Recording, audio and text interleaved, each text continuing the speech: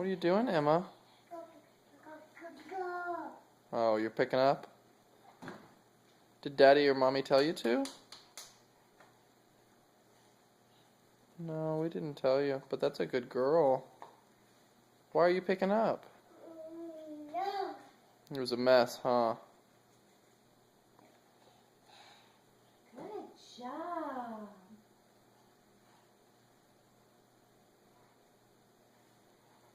Wow. Do you need to take a union break? Guess not. That's a good helper. That's a pretty big one. You got it? Good job. This is the whole floor, it looks like. I mean, there was probably close to like 100 things on the floor, and she's picking up multiples at a time too. Usually she picks up one block at a time. It takes her forever. She's having fun.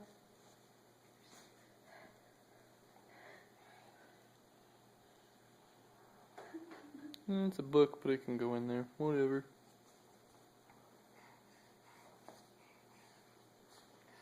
She's trying to pick up like the most amount of pieces she can.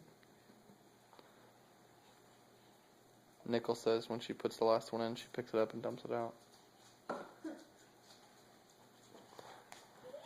Good job!